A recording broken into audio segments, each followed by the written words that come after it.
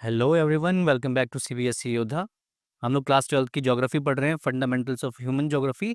और ये इस बुक का लास्ट चैप्टर आज हम लोग कवर करने वाले हैं, द इंटरनेशनल ट्रेड। तो बिना देर के शुरू करते हैं।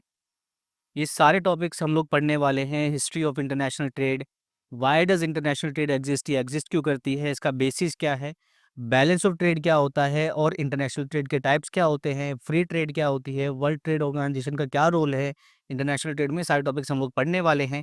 इसके अलावा एक और हमारे पास टॉपिक आएगा, गेटवेज ऑफ इंटरनेशनल ट्रेड। इसमें ports and types of port हम लोग पढ़ेंगे। ठीक है, तो बिना देर के शुरू करते हैं। सबसे पहले ट्रेड क्या होती है। Trade means the exchange of goods and services. जब गुड्स एंड सर्विसेज एक्सचेंज हो रही है तब हम क्या कहेंगे कि भाई ये ट्रेड चल रही है बिटवीन टू पार्टीज। और ये जो एक्सचेंज हो रहा है ये दो पार्टीज के बीच में होता है। ठीक है, दो पार्टीज के बीच में गुड्स एंड सर्विसेज जब एक्सचेंज होंगी, और ये जो चेंज होगा ये वॉलंटरी होगा, मतलब ये अपनी मर्जी से होगा। ठीक है, तब हम इस एक्सचेंज को क्या कहेंगे, इसे हम कहेंगे कि ट्रेड हो रही है। One person sells and the other purchases. एक आदमी बेचेगा, एक पार्टी बेचेगी और दूसरी पार्टी खरीदेगी। In certain places people barter their goods. कुछ जगह ऐसी है आज भी वर्ल्ड में जहाँ पे बार्टर सिस्टम चल रहा है। मतलब यहाँ पे मनी एक्सचेंज नहीं होती, मनी बीच में नहीं आती, एज अ मीडिएटर नहीं आती बीच में। यहाँ पे डायरेक्ट चीज़ों को एक्सचेंज किया जाता है। कुछ जगह ऐसी है जहाँ पे आज भी ये चल रहा है। For both the parties trade is mutually beneficial. और जो ट्रेड है दोनों पार्टीज के लिए, जो खरीद रहा है सामान को वो भी, और जो सामान को बेच रहा है उसके लिए भी ट्रेड म्यूचुअली बेनिफिशियल होनी चाहिए। दोनों को प्रॉफिट होना चाहिए, इसमें दोनों को बेनिफिट होना चाहिए। ट्रेड में भी conducted at two levels, international and national. International का मतलब क्या हो जाएगा, जब कंट्री के बाहर आप ट्रेड कर रहे हैं, अलग कंट्री के साथ exchange of goods and services चल रहा है। और नेशनल जब एक ही कंट्री के अंदर हो रहा है। देखो क्या कह रहा है, international trade is the exchange of goods and services among countries across national boundaries. Country के बाहर दूसरी कंट्रीज के साथ जब आप ट्रेड करेंगे तब हम कहेंगे कि भाई ये इंटरनेशनल ट्रेड हो रही है। Countries trade to good get goods they can't produce और can buy more cheaply from other places. Countries उन चीजों की ट्रेड करती है जिन्हें या तो वो बना नहीं पा रही है, या फिर अगर वो दूसरी कंट्रीज से उस चीज को खरीदेंगे तो उन्हें सस्ती पड़ेगी। ठीक है, फिर से समझ लो, कंट्रीज ऐसी चीजों की ट्रेड करती है या तो जिन्हें वो बना नहीं पा रही है, या फिर अगर वो उस चीज को दूसरी कंट्री से खरीदेंगे तो वो सस्ती पड़ेगी, रेदर देन कि वो अपनी ही कंट्री में उस चीज को बनाए। ठीक है, तो इसलिए ट्रेड चलती रहती है। आगे कह रहा है, the initial form of trade is in primitive societies was the barter system. Initially जब पैसा नहीं आया था, जब मनी नहीं आया था, ठीक है, तब तक लोग बार्टर सिस्टम से ट्रेड कर रहे थे। बार्टर सिस्टम का मतलब डायरेक्ट एक्सचेंज ऑफ गुड्स। ठीक है, यहाँ पे डायरेक्ट एक्सचेंज ऑफ गुड्स चल रहा था, मतलब आप सामान एक्सचेंज कर रहे थे, टमाटर के बदले आलू, आलू के बदले प्याज, वो सारी चीजें चल रही थी। The difficulties of barter system were overcome by the introduction of money. ये जो बार्टर सिस्टम में जो प्रॉब्लम आ रही थी, डबल कोइंसिडेंस ऑफ अमाउंट्स, आपने क्लास 10th में भी पढ़ा होगा। ठीक है, ये जो डिफिकल्टी बार्टर सिस्टम की आ रही थी, हमने इसे कैसे हटाया, हमने मनी को इंट्रोड्यूस किया, फिर हम कॉइन्स लाए, फिर पेपर करेंसी लाए, ये सारी चीजें आई गई। ठीक है, in ancient times rare objects with very high intrinsic value served as money. ठीक है, एंशियंट टाइम में ऐसे ऑब्जेक्ट जो बहुत रेयरली मिलते थे, जिनकी इंटरेस्टिंग वैल्यू बहुत ज़्यादा होती थी, मतलब उनकी वैल्यू अगर हम मटेरियल की वैल्यू देखें तो बहुत ज़्यादा होती थी, उसे हम एज अ मनी यूज़ करते थे। ठीक है, जैसे फ्लिंट स्टोन्स हो गए, ऑब्सीडियन स्टोन हो गया, कॉर्डी सेल्स हो गए, ईटे से। ये कॉर्डी आपने बहुत सारी मूवीज़ में भी सुना होगा कि मैं तुम्हें अपनी ज़्यादा से एक फूटी कौड़ी में नहीं दूंगा, ये वही वाली कौड़ीज़ हैं ये जो यहाँ पे रखी है। ठीक है, ये बहुत रेयर मिलती हैं। बाद में मनी आ गई तो वो चीज़ें आसान हो गई। आगे हमारे पास कुछ बॉक्स में कोई चीज़ें दी हुई है। देखो, सबसे पहले दिया हुआ है जॉन बील मेला। इसके बारे में देखो क्या कह रहा है, every January after the harvest season Jon Beel Mela takes place in Jagiroad 35 kilometre away from Guwahati. हर जनवरी में हार्वेस्ट सीजन के बाद, मतलब धान कटने के बाद, जॉन बील मेला लगता है गुवाहाटी से 35 किलोमीटर दूर जागी रोड पे। And it is possibly the only fair in India where barter system is still alive. ये कह रहा है कि ऐसा शायद हो सकता है कि इंडिया में सिर्फ ये एक ही जगह ऐसी है जहां बार्टर सिस्टम आज भी चल रहा है। ठीक है, आगे हमारे पास एक और बॉक्स दिया हुआ है, डू यू नो। उसमें देखो क्या कह रहा है, the word salary comes from the Latin word salarium which means payment by salt. जो वर्ड सैलरी है, सारा पैसे का ही खेल है, आपने सुना भी होगा। तो सैलरी जो वर्ड आया है, ये आया है सैलेरियम वर्ड से, और इसका मतलब क्या होता है? Payment by salt. अब ऐसा क्यों है? देखो क्या कह रहा है। As in those times producing salt from sea water was unknown. पहले लोगों को ये पता नहीं था कि ओशन से या सी वाटर से हम नमक कैसे बनाते हैं, सॉल्ट कैसे बनाते हैं। And could only be made from rock salt which was rare and expensive. और उस समय जो नमक बनता था, जो सॉल्ट बनता था, वो सिर्फ रॉक सॉल्ट से बनता था। ठीक है, और ये जो रॉक सॉल्ट है बहुत रेयर होता था और बहुत एक्सपेंसिव होता था, ये वाला जो सॉल्ट है। That is why it became a mode of payment. आने वाले टाइम में, ठीक है, हमने क्या किया, इसे as a mode of payment use किया। ठीक है, आलू के बदले नमक ले लो, प्याज के बदले नमक ले लो, वो सारी चीजें। ठीक है, तो आपको ये एमसीक्यूज के लिए याद रखना है कि भाई ये जो सॉल्ट, जो सैलरी जो वर्ड है, ये कहाँ से निकला है और इसका लिटरल मीनिंग क्या है। ठीक है, और इसी तरीके से आपको ये भी याद रखना है कि जॉन बिल मेला कहाँ पे लगता है, ये गुवाहाटी में लगता है। ठीक है, और ये एक ही जगह ऐसी है, शायद इंडिया में एक ही जगह ऐसी है जहाँ पे बार्टर सिस्टम आज भी चलता है। अब हमारे पास एक इम्पॉर्टेंट टॉपिक आता है, history of international trade. International trade कहाँ से शुरू हुई और जहाँ कहाँ तक आज हम पहुँच गए हैं। तो सबसे पहले, in Asian times long distance trade was risky, so it was limited to local markets. बहुत पुराने टाइम पे लॉन्ग डिस्टेंस ट्रेड, बहुत लंबी ट्रेड हम लोग नहीं करते थे क्योंकि बहुत ज़्यादा रिस्की थी, रास्ते में लूट-पाट हो गई, जानवर मिल गए, कुछ भी हो सकता था। तो जो ट्रेड चल रही थी वो लोकल मार्केट तक ही चल रही थी, लोकल लेवल तक ही चल रही थी। Most people spend their resources on basic needs like food and clothing. ज़्यादातर लोग अपना पैसा, अपने रिसोर्सेज कहाँ पे लगाते थे? फूड और क्लोथिंग पे लगाते थे, यानी कि बेसिक नीड्स पे लगाते थे। Luxury items such as jewellery and costly dresses were mainly traded among the rich. Luxury items सिर्फ और सिर्फ रिच लोगों के पास ही मिलते थे, पैसे वाले लोगों के पास ही मिलते थे, जैसे कि ज्वेलरी और कॉस्टली ड्रेसेस। ये किनके पास मिलेंगी आपको? रिच लोगों के पास ही मिलती थी उस समय। The Silk Route connected Rome to China over a distance of 6,000 kilometre for long distance trade। ठीक है, रोम से चाइना के बीच एक रूट चलता था जिसे हम बोलते थे सिल्क रूट। देखो यहाँ पे था, इस मैप में देखो, यहाँ पे था हमारा रोम, इस वाले एरिया में रोम था। ठीक है, और यहाँ पे है हमारा चाइना। यहाँ से लेके यहाँ तक एक रूट चलता था जिससे मेनली तो सिल्क ट्रेड होता था, लेकिन उसके अलावा यहाँ पे देखो क्या क्या लिखा है। It facilitated the exchange of Chinese silk. इस रूट से चाइनीज सिल्क भी जाता था एक जगह से दूसरी जगह, रोमन वूल भी जाता था, precious metals and other high value goods from India, Persia and central Asia. ये सारी की सारी चीजें इसी रोड से, इसी रूट से, यानी कि सिल्क रूट से एक जगह से दूसरी जगह जाती थी। After the Roman Empire fell, European trade expanded in the 12th and 13th century। Roman Empire जब गिर गया, रोमन एम्पायर जब टूट गया, तो उसके बाद से यूरोपियन ट्रेड शुरू होती है 12th और 13th सेंचुरी में। Development of ocean going warships boosted Europe Asia trade and led to the discovery of the Americas. जब हमने ऐसे वॉरशिप्स बना लिए जो ओशन में चल सकते थे, तो इससे क्या हुआ? यूरोप और एशिया के बीच में ट्रेड बढ़ गई। ठीक है, ये है हमारा एशिया, ये वाला हिस्सा है हमारा एशिया, और ये है हमारा यूरोप। तो पहले यहाँ से होकर के यहाँ जाते थे हम लोग। ठीक है, तो इतनी लंबी ट्रेड चलती थी, तो अच्छे शिप्स होने की जरूरत थी। तो इससे एक तो ये वाला रास्ता खुल गया, और दूसरा अल्टीमेटली ये जो ट्रेड चल रही थी यूरोप और एशिया के बीच में, यही वजह बनी आगे जाके कि जो कोलंबस है वो अमेरिका तक पहुंच पाया।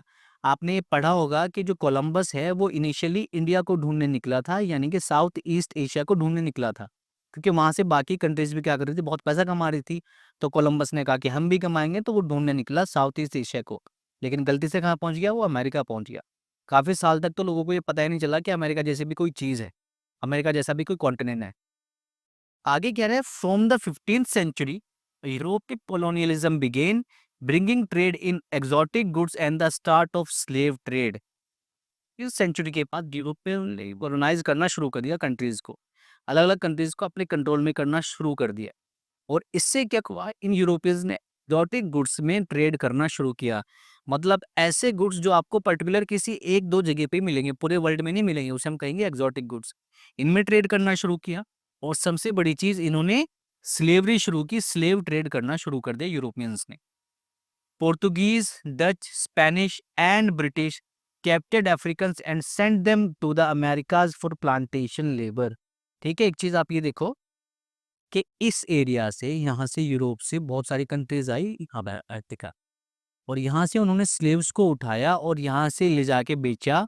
उन्हें कहाँ पे? अमेरिका में बेचा। नॉर्थ अमेरिका और साउथ अमेरिका दोनों जगह उन्हें बेच दिया। ठीक है, एक थर्ड कॉन्टिनेंट से कुछ लोग आते हैं, आपके कॉन्टिनेंट से लोगों को कैप्चर करते हैं और दूसरे कॉन्टिनेंट्स में जाके उन्हें बेच देते हैं। इस लेवल की पावर थी यूरोपियंस के पास उस समय। ठीक है, तो इन सब ने पैसा कमाया किससे? स्लेवरी से, स्लेव ट्रेड से। Slave trade was highly profitable for over 200 years, और ये जो स्लेव ट्रेड चलती रही है 200 इयर्स तक चलती रही। It was एबोलिश्ड in Denmark 1792, great Britain in 1807 and the United states in 1808। ठीक है, ये एमसीक्यूज के लिए, मैच द फॉलोइंग के लिए आपको याद रखना है कि डेनमार्क में 1792 में हमने स्लेव ट्रेड बैन की थी, ग्रेट ब्रिटेन में 1807 में, एंड द यूनाइटेड स्टेट्स यानी कि अमेरिका में हमने कब स्लेव ट्रेड बंद करी? 1808 में। आगे एक ये पेपर कटिंग आपको दी हुई है, एक पोस्टर है। ये किस चीज का पोस्टर है? देखो, this American slave auction advertise slaves for sale और temporary hire by their owners. ये अमेरिका के कुछ लोगों ने, अमेरिका के बिजनेसमैन ने एक एड लगा रखा था, और किस चीज का एड लगा रखा था? कि हमारे यहाँ हम लोग स्लेव्स बेच रहे हैं, आप उन स्लेव्स को खरीद भी सकते हैं, आप उन स्लेव्स को रेंट भी कर सकते हैं, जैसा आपको चाहिए वैसा आप कर सकते हैं। ठीक है, और याद रखो ये जो स्लेव्स हैं ये ह्यूमन बींग्स हैं, ये कोई एनिमल नहीं है। ये कौन है? ये ह्यूमन बींग्स हैं। ह्यूमन बींग्स की ट्रेड चल रही है। इस तरीके से ऐड लगाए जा रहे हैं कि हमारे पास हट्टे कट्टे तंदुरुस्त आपको क्या मिल जाएंगे? स्लेव्स मिल जाएंगे। देखो यहाँ पे लिखा भी है, buyers often paid as much as $2000 for a skilled healthy slave. मतलब अगर जो स्लेव, अगर वो अच्छा खासा है, तंदुरुस्त है, स्किल्ड है, अपने काम में माहिर है, तो उसके $2000 तक भी उस समय $2000 बहुत ज्यादा होते थे। ठीक है, उसके इतने पैसे देने के लिए भी बायर्स तैयार थे। Such auctions often separated family members from one another, many of whom never saw their loved ones again. ठीक है, अब सीधी सी बात है, अगर एक आदमी को एक जगह से खरीद के दूसरी जगह बेचा जा रहा है तो उसके साथ उसकी फैमिली तो जाएगी नहीं। तो कई बार ऐसा होता था कि कई लोग ऐसे थे जिन्होंने अपनी फैमिली को दोबारा नहीं देखा जब एक बार उन्हें कैप्चर कर लिया गया। ठीक है, और यहाँ पे आप देखेंगे मेल एंड फीमेल दोनों तरह के स्लेव्स ट्रेड किए जा रहे थे, दोनों तरह के बेचे जा रहे थे। ठीक है, आगे कह रहा है, post industrial revolution demand for raw material like grains, meat and wool increase. Industrial revolution के बाद यानी कि 1760s का जो डेकेड है, ये जो दशक है, इसके बाद क्या हुआ? रॉ मटेरियल्स की डिमांड बढ़ गई।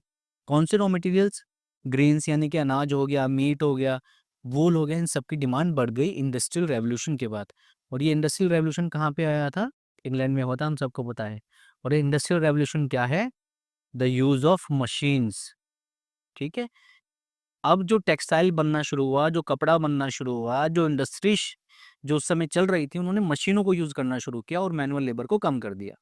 ठीक है, the monetary value of these raw materials declined compare to the manufactured goods. Raw material की वैल्यू गिर गई और जो मैन्युफैक्चर्ड गुड्स था उनकी वैल्यू बढ़ गई। Industrialised nations imported primary raw material and exported value added finished goods to non industrialised nations. ये जो ऐसी कंट्रीज थी, ऐसे नेशंस थे जहाँ पे इंडस्ट्री आ गई थी, जहाँ पे मशीनें आ गई थी, ये लोग क्या कर रहे थे? रॉ मटेरियल को इंपोर्ट कर रहे थे और जो फिनिश्ड गुड्स थे उन्हें एक्सपोर्ट कर रहे थे ऐसी कंट्रीज में जहाँ पे अभी भी इंडस्ट्रीज नहीं आई थी। इसे इस तरीके से समझो कि जैसे इंग्लैंड था, ये क्या कर रहा था? इंडिया से कॉटन इंपोर्ट कर रहा था, रॉ कॉटन इंपोर्ट कर रहा था, और फिर इंग्लैंड से कपड़े यानी कि टेक्सटाइल्स यानी कि तैयार कपड़े बेच रहा था फिर से इंडिया को। ठीक है, अब सीधी सी बात है, उस समय मशीन मेड ज्यादा सस्ता पड़ेगा, हैंडमेड ज्यादा महंगा पड़ेगा, तो लोगों ने ये जो इंग्लैंड से मशीन मेड कपड़ा जो आ रहा था इसे ही खरीदना पसंद किया क्योंकि सस्ता था। ठीक है, in the late 19th century primary goods producing regions lost importance. ठीक है, लेट 19th सेंचुरी में ऐसे कंट्रीज, ऐसी रीजन्स जहाँ पे प्राइमरी गुड्स बन रहे थे, जहाँ पे रॉ मटेरियल उगाया जा रहा था, ऐसे रीजन्स की इंपॉर्टेंट, ऐसे एरियाज की इंपॉर्टेंस खत्म हो गई। Industrial Nations became each others main customers. ठीक है, अब इनकी कोई इंपॉर्टेंट नहीं है, हम लोग क्या करेंगे? ऐसे नेशंस जहाँ पे इंडस्ट्रीज पहले से लगी हुई हैं यानी कि डेवलप्ड कंट्रीज, वो एक दूसरे की मेन कस्टमर बन गई। यानी कि यूरोप से अमेरिका जा रहा है, ठीक है, यूरोप से अमेरिका जा रहा है, अमेरिका से यूरोप जा रहा है। इसी तरीके से जो अंडर डेवलप्ड कंट्रीज़ थी, उनकी जो डिमांड है, उनकी जो इम्पोर्टेंस है, वो बिल्कुल खत्म हो गई। आगे कह रहा है during world war first and second countries impose trade taxes and quantity restrictions. ठीक है, वर्ल्ड वॉर फर्स्ट जब चल रही थी और वर्ल्ड वॉर सेकंड जब चल रही थी, तो कंट्रीज क्या कर रही थी, ट्रेड टैक्सेस लगा रही थी। ये जो ट्रेड चल रही थी कंट्रीज के बीच पे, ठीक है, इसमें हम क्या कर रहे थे, बेफालतू के टैक्स लगा रहे थे और क्वांटिटी रिस्ट्रिक्शन कर रहे थे कि कितना सामान हम लोग इंपोर्ट कर सकते हैं, कितना हमें खरीदना है और कितना सामने वाली कंट्री हमें बेच सकती है। तो इस तरह के रिस्ट्रिक्शन लगाए गए। During the post-war period, organizations like General Agreement for Tariffs and Trade, later known as WTO, helped in reducing tariff। ठीक है, जब ये world war first and second खत्म हो गई, तो उसके बाद एक ऑर्गेनाइजेशन आती है जिसका नाम था general agreement for tariffs and trade. इसने क्या काम किया, अलग अलग कंट्रीज के बीच में टैक्स को घटाने का काम किया, टैरिफ को घटाने का काम किया। और यही जो ऑर्गेनाइजेशन है, जिसे हम गेट भी बोलते हैं, बाद में जाके WTO बनी, यानी कि वर्ल्ड ट्रेड ऑर्गेनाइजेशन बनी। अगला हमारे पास टॉपिक है, ये भी 5 मार्क्स में आपको देखने को मिल सकता है। Why does international trade exist? International trade exist क्यों करती है, क्यों कंट्रीज ट्रेड कर रही हैं? ठीक है, देखो, international trade results from specialisation in production. ठीक है, इंटरनेशनल ट्रेड किस चीज का रिजल्ट है, स्पेशलाइजेशन इन प्रोडक्शन। इसका मतलब कोई कंट्री कोई सामान बहुत अच्छे से बना रही है, जैसे कोई कंट्री ए है, ये कोई सामान बहुत अच्छे से बना रही है, तो ये जो कंट्री बी है, ये इसी कंट्री से उस सामान को खरीदेगी। तो इस वजह से भी ट्रेड चल रही है। तो पहला रीजन क्या हो गया, स्पेशलाइजेशन इन प्रोडक्शन। दूसरा क्या है, it benefits the world economy when countries specialise and divide labour while producing and providing goods and services. इससे पूरी वर्ल्ड इकोनॉमी को बेनिफिट मिलेगा, पूरी वर्ल्ड इकोनॉमी को, यानी कि सारी कंट्रीज जितनी भी वर्ल्ड में हैं जहाँ पे इंटरनेशनल ट्रेड चल रही हैं, उन सबको प्रॉफिट मिलेगा।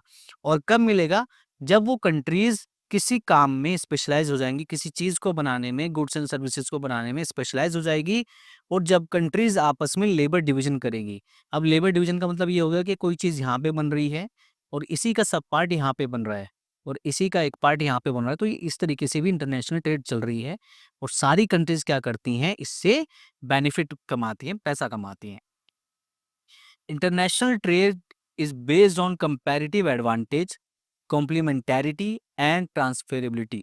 अब ये तीनों वर्ड क्या हुए, देखो क्या कह रहा है कि इंटरनेशनल ट्रेड इन 3 चीज़ों पे डिपेंड करती है, इन 3 चीज़ों पे बेस्ड है। वो क्या क्या है, कंपैरेटिव एडवांटेज, इसका मतलब ये, if each country makes what it can produce cheapest and best, then trades everyone benefits. ठीक है, अगर हर कंट्री वही चीज़ बनाए जो ये सस्ते में बना सकती है और बेस्ट बना सकती है, ठीक है, तो इससे हर एक कंट्री क्या करेगी, फायदा कमाएगी, यहाँ से खरीदेगी और अपनी कंट्री में ले जाके बेचेगी, क्योंकि सस्ता है। ठीक है, दूसरा रीजन क्या है, complementarity. Countries have what the other needs. कुछ कंट्रीज ऐसा सामान बनाएंगी जिनकी दूसरी कंट्रीज को जरूरत है, इसकी वजह से भी इंटरनेशनल ट्रेड चल रही है। कुछ कंट्रीज ऐसा सामान बना रही हैं, ऐसी चीजें बना रही हैं जिनकी नीड दूसरी कंट्रीज को है, इसकी वजह से भी इंटरनेशनल ट्रेड चल रही है। और थर्ड है transferability. Goods and services can actually be moved और delivered from one country to another. Goods and services, ये दोनों ही चीजें ऐसी हैं जो एक कंट्री से दूसरी कंट्री भेजी जा सकती हैं, इसकी वजह से भी ट्रेड चल रही है। ये 3 रीजन है, ये आपको एमसीक्यूज के लिए याद रखना है, स्टेटमेंट बेस्ड क्वेश्चन में आपको ये देखने को मिल सकता है। आगे कह रहा है trade should be mutually beneficial for trading partners. जिन कंट्रीज के बीच में, जिन पार्टनर्स के बीच में ट्रेड चल रही है, ये उनके लिए म्यूचुअली बेनिफिशियल होनी चाहिए, प्रॉफिटेबल होनी चाहिए। Trade is the foundation of today's world economy related to the foreign policy of nations. ठीक है, पूरे वर्ल्ड की जो इकोनॉमी है, जितनी भी वर्ल्ड में कंट्रीज हैं, उनकी इकोनॉमी की फाउंडेशन क्या है, ट्रेड है। और ये किसी भी कंट्री की फॉरेन पॉलिसी में ही आती है, याद रखना। इंटरनेशनल ट्रेड किस में आती है, कहाँ का टॉपिक है, ये फॉरेन पॉलिसी का टॉपिक है। Modern transport and communication make trade easiers. ठीक है, ट्रांसपोर्ट बहुत डेवलप हो गया है, आज की डेट में मॉडर्न हो गया है, और कम्युनिकेशन भी बहुत फास्ट हो गया है और बहुत चीपेस्ट हो गया है, तो इसकी वजह से क्या हो रही है, ट्रेड ईजी हो रही है। Every country wants the benefits of international trade. ठीक है, देखो क्वेश्चन क्या था, why does international trade exist? क्यों इंटरनेशनल ट्रेड एग्जिस्ट कर रही है? क्योंकि हर कंट्री चाहती है कि उसे इंटरनेशनल ट्रेड से फायदा हो। जैसे बाकी कंट्रीज इंटरनेशनल ट्रेड से फायदा कमा रही हैं, पैसा कमा रही हैं, तो मैं क्यों ना कमाऊं, और ये कंट्री ये चाहती है। अगला हमारे पास टॉपिक है the basis of international trade. Again this question you might find in the 5 marks. ठीक है, ये क्वेश्चन आपको 5 मार्क्स में मिल सकता है। तो इंटरनेशनल ट्रेड के बेसिस क्या क्या है, ठीक है, किस पे बेस्ड है इंटरनेशनल ट्रेड। सबसे पहला है डिफरेंस इन नेशनल रिसोर्सेज।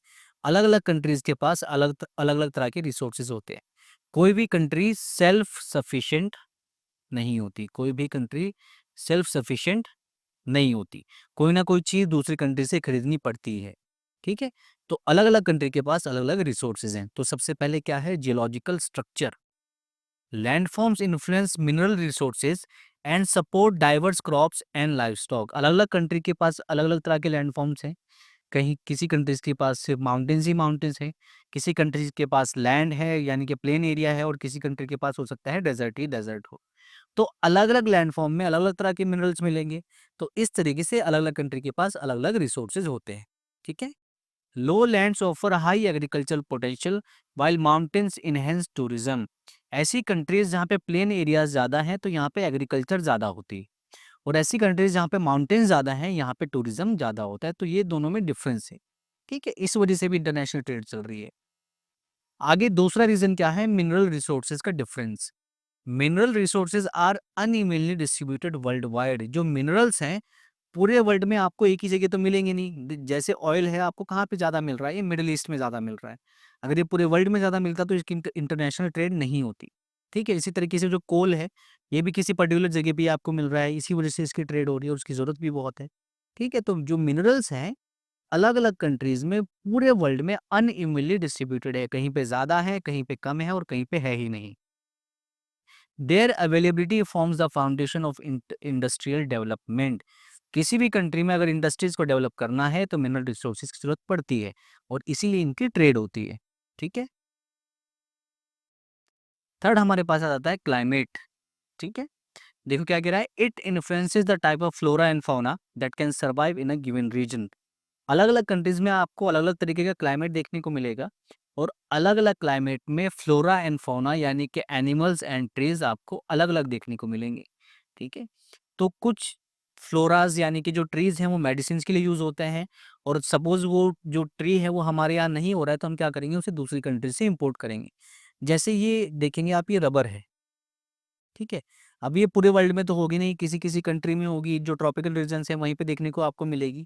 ठीक है, तो जो टेम्परेट रीजन्स हैं या जो टुंड्रा रीजन है उन्हें भी रबड़ की जरूरत होती है, तो वो कहाँ से इंपोर्ट करेंगे, वो ऐसी कंट्री से इंपोर्ट करेंगे जहाँ पे रबड़ हो रहा है। ठीक है, इसी तरीके से वूल आप दूसरी कंट्री से इंपोर्ट करते हैं जहाँ पे वूल हो रहा है, वूल का प्रोडक्शन अच्छा खासा हो रहा है। तो क्लाइमेट इस तरीके से क्या करता है, इंटरनेशनल ट्रेड को इम्पैक्ट करता है, उसका बेस बनाता है। ठीक है, तो ज्योग्राफिकल फैक्टर्स हमने देख लिया, इसके बाद हमारे पास आ जाता है पॉपुलेशन फैक्टर्स। ये भी इंटरनेशनल ट्रेड का एक बेस है। देखो कैसे, सबसे पहले आता है cultural factors. Certain cultures create unique arts and crafts valued over world wide. कुछ पर्टिकुलर कल्चर्स ऐसे हैं जो यूनिक चीज़ें बनाते हैं, यूनिक आर्ट एंड क्राफ्ट्स बनाते हैं जिनकी डिमांड पूरे वर्ल्ड में होती है। इसका एग्जाम्पल देखो, एग्जाम्पल है China's porcelains and brocades, Iran's carpets, North African leather work and Indonesian batik cloth. इनकी डिमांड पूरे वर्ल्ड में है। अब ये जैसे सपोज ये बातिक क्लोथ है, ये सिर्फ इंडोनेशिया में मिल रहा है, तो यहाँ से इसकी डिमांड पूरे वर्ल्ड में आ रही है, तो इंडोनेशिया इससे पैसा क्यों नहीं कमाएगा, बिल्कुल कमाएगा। तो इस वजह से भी इंटरनेशनल ट्रेड चल रही है। दूसरा रीजन है साइज ऑफ पॉपुलेशन। देखो क्या कह रहा है, कह रहा है densely populated countries engage more in internal trade and less in external trade. ऐसी कंट्रीज जहाँ पे पॉपुलेशन बहुत ज़्यादा है तो वो इंटरनल ट्रेड ज़्यादा करती हैं, एक्सटर्नल ट्रेड कम करती हैं। अब इसका क्या मतलब हुआ, जैसे इंडिया है, इंडिया में जितना भी सामान बन रहा है वो कंट्री के अंदर ही कंज्यूम हो जाएगा, कंट्री के अंदर ही सारा का सारा यूटिलाइज हो जाएगा, तो एक्सटर्नल ट्रेड कम होगी इस तरीके से। ठीक है, तो ऐसी कंट्रीज जहाँ पे पॉपुलेशन ज़्यादा है वहाँ पे इंटरनल ट्रेड ज़्यादा होती है, क्योंकि लोग, भीड़ इतनी ज़्यादा है, लोग इतने ज़्यादा हैं कि सारा सामान, सारे goods and services local level पे ही कंज्यूम हो जाते हैं।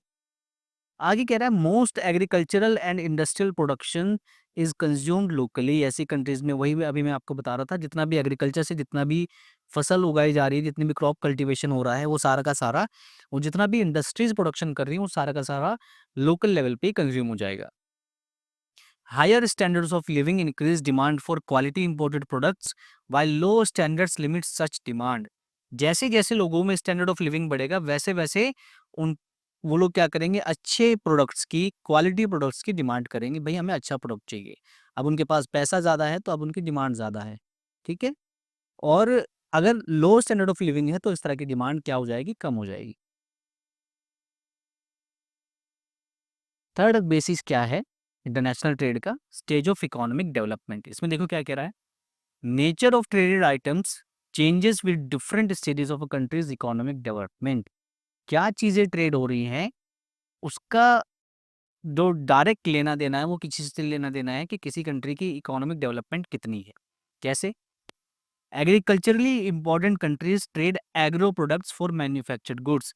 ऐसी कंट्रीज जहाँ पे एग्रीकल्चर ज़्यादा है, ऐसी कंट्रीज जो कहीं ना कहीं अभी भी डेवलपिंग स्टेज में है, क्योंकि यहाँ पे लोग अभी भी किस में ज़्यादा लगे हुए हैं, प्राइमरी एक्टिविटीज़ में लगे हुए हैं, यानी कि एग्रीकल्चर में लगे हुए हैं। तो ऐसी कंट्रीज एग्रो प्रोडक्ट्स को बेचेगी, एग्रो प्रोडक्ट्स को एक्सपोर्ट करेगी और मैन्युफैक्चर्ड गुड्स को खरीदेगी। उसी तरफ इंडस्ट्रियलाइज नेशंस क्या करते हैं, ऐसी कंट्रीज क्या करती हैं जहाँ पे इंडस्ट्री ज़्यादा है, ये मशीनों को बेचेगी, फिनिश गुड्स को बेचेगी जो ये बना रही हैं, क्योंकि यहाँ पे इंडस्ट्रीज ज़्यादा है, और फूड फूड को खरीदेगी और रॉ मटेरियल को खरीदेगी, ऐसी कंट्रीज से जहाँ पे एग्रीकल्चर ज़्यादा हो रही है। ठीक है। तो एग्रीकल्चर जिन कंट्रीज में ज़्यादा हो रहा है, वो एग्रीकल्चर से रिलेटेड सामान बेच रही हैं और मैन्युफैक्चर्ड गुड्स खरीद रही हैं। इंडस्ट्रियलाइज्ड नेशंस मशीनों को बेच रहे हैं, फिनिश गुड्स को बेच रहे हैं और एग्रीकल्चर से रिलेटेड सामान खरीद रहे हैं, रॉ मटेरियल खरीद रहे हैं। ठीक है। बेसिस ऑफ इंटरनेशनल ट्रेड में एक और है हमारे पास, extent of foreign investments. Foreign investment क्या होता है, जब किसी कंट्री में, जैसे कोई कंट्री बी है और एक कंट्री है ए, ये जब इस कंट्री में पैसा लगाएगी तब हम इसे कहेंगे कि ये फॉरेन इन्वेस्टमेंट है। और ऐसा क्यों करेगी ये कंट्री? क्योंकि यहाँ पे जो है लेबर सस्ती है, प्रोडक्शन सस्ता है। तो ये कंट्री अपने यहाँ काम ना करवा करके क्या करेगी, इस कंट्री से अपना काम करवाएगी और इस तरीके से इस कंट्री पे पैसा लगाएगी। ठीक है। तो इसका भी फायदा होगा और इस कंट्री के लोगों को भी एम्प्लॉयमेंट मिलेगा, पैसा चलेगा। देखो क्या कह रहा है, foreign investment helps developing countries lacking capital to developed industries. ठीक है। फॉरेन इन्वेस्टमेंट से क्या होता है, ऐसी कंट्रीज जो अभी भी डेवलपिंग कंट्रीज है, ऐसी कंट्रीज जो अभी भी डेवलपिंग कंट्रीज हैं, जिनके पास पैसा नहीं है, तो फॉरेन इन्वेस्टमेंट से ये लोग क्या कर सकती हैं, ये कंट्रीज क्या कर सकती हैं, पैसा कमा सकती हैं और इंडस्ट्रीज को डेवलप कर सकती हैं अपनी कंट्रीज में। और ये किस तरह की इंडस्ट्रीज को अपने यहाँ डेवलप करेंगे, जैसे माइनिंग हो गया, oil drilling, heavy engineering, lumbering, plantation agriculture, ये सारा का सारी इंडस्ट्री अभी अपने यहाँ डेवलप कर सकती हैं, क्योंकि दूसरी कंट्री ने इन पे पैसा लगा दिया है। आगे कह रहा है, development of such industries in developing countries enables industrial nations to import foodstuff and minerals. ठीक है। अगर डेवलपिंग कंट्रीज में इंडस्ट्रीज डेवलप हो जाती हैं, डेवलपिंग कंट्रीज में इंडस्ट्रीज डेवलप हो जाती हैं, तो इससे जो इंडस्ट्रियल नेशन है, जो पहले से ही पैसे वाले नेशन है, ये क्या करेंगे, फूड स्टफ खरीदेंगे ऐसी कंट्रीज से और मिनरल्स खरीदेंगे, यानी कि रॉ मटेरियल खरीदेंगे।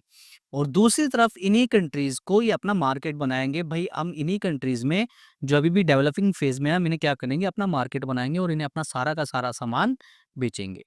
ठीक है। This cycle increases the overall volume of trade between Nations. ये जितना फॉरेन इन्वेस्टमेंट आएगा, जितना फॉरेन कंट्रीज पैसा लगाएंगी किसी कंट्री पे, उतनी ही ज्यादा ट्रेड बढ़ेगी between countries, between Nations. Basis of international trade में एक और आता है हमारे पास, ट्रांसपोर्ट। क्या कह रहा है, in ancient times poor transportation limited trade to local areas. क्योंकि ट्रांसपोर्टेशन सिस्टम इतना अच्छा नहीं था, हमने क्या पढ़ा था, रिवर से होती थी, विद कैटल्स होती थी, घोड़े के साथ या जो भी उस समय चलता था, उनके साथ ट्रांसपोर्टेशन बहुत पोर होता था और लोकल एरियाज तक ही लिमिटेड था। With only high value items like James, silk, spices traded over long distances. ठीक है। जो हाई वैल्यूड आइटम्स थे, जैसे जेम्स हो गए, सिल्क हो गया, स्पाइसेस हो गए, यही दूर दराज तक जाते थे। अदरवाइज जो ट्रेड है ज़्यादातर वो लोकल लेवल तक ही लिमिटेड होती थी।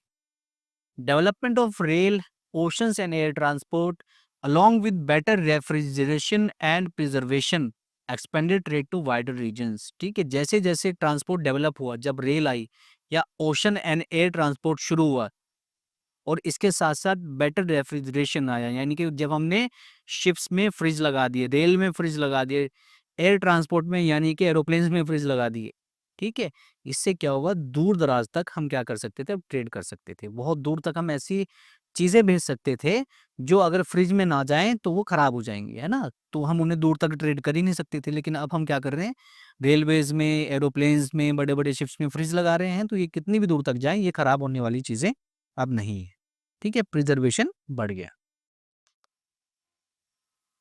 अगला हमारे पास टॉपिक आता है और ये मिलेगा आपको 3 मार्क्स में देखने के लिए। मैं बहुत गारंटी के साथ कह रहा हूँ कि ये जो क्वेश्चन आएगा 3 मार्क्स में ही आपको देखने को मिलेगा, और चांसेस हैं कि इस बार ये आएगा एग्जाम में। बैलेंस ऑफ ट्रेड देखो क्या है। Balance of trade records the value of goods and services a country export and import. कोई कंट्री कितना सामान बेच रही है, यानी कि एक्सपोर्ट कर रही है, और कितना खरीद रही है, इसकी वैल्यू को, इसकी टोटल वैल्यू को हम क्या कहते हैं, बैलेंस ऑफ ट्रेड। ठीक है, कोई भी कंट्री कितने गुड्स एंड सर्विसेज को एक्सपोर्ट कर रही है, यानी कि बेच रही है, या खरीद रही है, यानी कि इंपोर्ट कर रही है, उसकी टोटल वैल्यू ही क्या है, बैलेंस ऑफ ट्रेड है। देखो क्या कह रहा है, if imports are greater than export then the country has negative or unfavourable balance of trade. अगर कोई कंट्री इंपोर्ट ज्यादा कर रही है और एक्सपोर्ट कम कर रही है, यानी कि खरीद ज्यादा रही है और बेच कम रही है, तो इससे सीधी सी बात है, जो रिजल्ट आएगा वो नेगेटिव आएगा, नेगेटिव आएगा, यानी कि नुकसान हो जाएगा उस कंट्री को। अनफेवरेबल बैलेंस ऑफ ट्रेड बनेगा, यानी कि यहाँ पे जो बैलेंस ऑफ ट्रेड है वो कैसी है, नेगेटिव है। ये आपको केस स्टडी में भी देखने को मिल सकता है, ये एमसीक्यूज में ये क्वेश्चन। ठीक है, आपको इस तरीके से समझ लेना है इसे बहुत अच्छे तरीके से। अगर इंपोर्ट ज्यादा हो रहा है और एक्सपोर्ट कम हो रहा है, तो बैलेंस ऑफ ट्रेड कैसा होगा, नेगेटिव होगा, यानी कि नुकसान में चल रही है वो country. If exports are greater than imports, अगर सामान बेचा ज्यादा जा रहा है और खरीदा कम जा रहा है, तो सीधी सीधी सी बात है, उस कंट्री को फायदा हो रहा है। यहाँ पे पॉजिटिव बैलेंस ऑफ ट्रेड देखने को मिलेगा, कंट्री को फायदा हो रहा है। Balance of trade and balance of payments greatly affect a countries economy. Balance of trade से पता चलता है कि कोई कंट्री कितना पैसा कमा रही है, उसकी इकोनॉमी कैसी है। अगर वो सामान ज़्यादा इंपोर्ट कर रही है और एक्सपोर्ट कम कर रही है, इसका मतलब उसकी इकोनॉमी ठप पड़ी है, वो नुकसान में चल रही है। ठीक है, a negative balance means spending more on imports than earning from exports. ठीक है, नेगेटिव बैलेंस का मतलब क्या हो गया, अभी मैंने आपको बता भी दिया ऑलरेडी, कि आप इंपोर्ट पे ज़्यादा पैसा लगा रहे हैं, खरीद ज़्यादा रहे हैं, और एक्सपोर्ट कम कर रहे हैं, यानी कि बेच कम रहे हैं अपनी कंट्री से। This can lead to depletion of the country's financial reserves. और एक टाइम ऐसा आएगा, क्योंकि आपने सारा पैसा तो खरीदने में लगा दिया और बेच आप कुछ सक नहीं रहे हैं ना, आपको बेचने के लिए आपके पास चीज़ें हैं ही नहीं, तो अल्टीमेटली क्या होगा, आपके फाइनेंशियल रिजर्व्स, यानी कि आपके पास जो पैसा है वो खत्म हो जाएगा। आगे हमारे पास एक और टॉपिक आता है, टाइप्स ऑफ इंटरनेशनल ट्रेड, और ये भी आपको 3 मार्क्स में देखने को मिल सकता है। बहुत इजी टॉपिक है, बहुत इजी 3 मार्क्स हैं अगर ये आ जाते हैं आपके पास तो। सबसे पहले है, अच्छा एक क्वेश्चन क्या है, types of international trade. International trade के टाइप्स क्या-क्या होते हैं? सबसे पहला टाइप आता है बायलैटरल ट्रेड।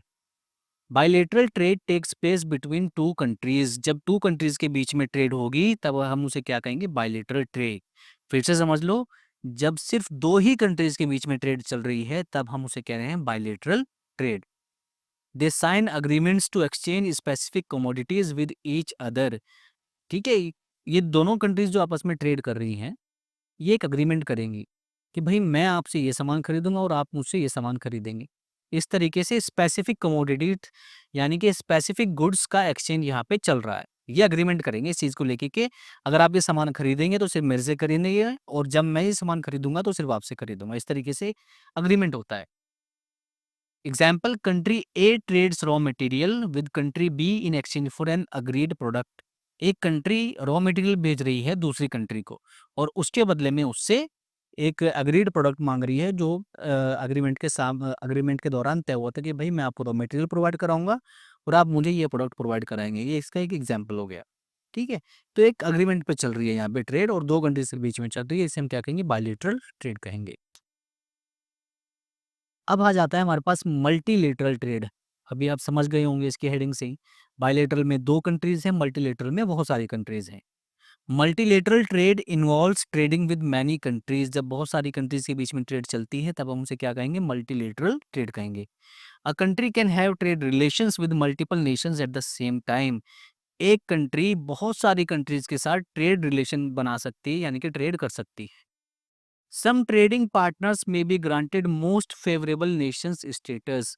ठीक है, जब एक कंट्री, ये कंट्री ए है, ये बहुत सारी कंट्रीज के साथ ट्रेड कर रही है, ठीक है, तो ये किसी एक कंट्री के साथ ज्यादा फेवरेबल हो सकती है। ये कंट्री और इस कंट्री के बीच में रिलेशन अच्छे हैं, ठीक है, तो इस तरीके से हम उस कंट्री को मोस्ट फेवर्ड नेशन का स्टेटस भी दे सकते हैं।